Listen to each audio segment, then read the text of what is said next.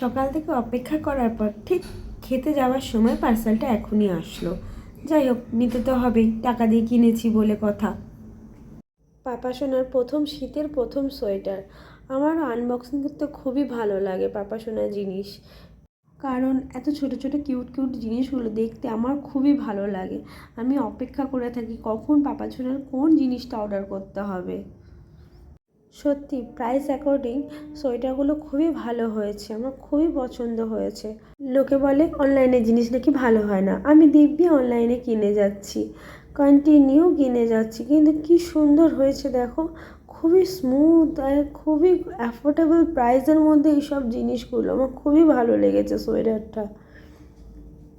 একসঙ্গে 3টে সেট, 3 রকম কালার, খুবই সুন্দর হয়েছে দেখো, পিঙ্ক, স্কাই আর গ্রিন।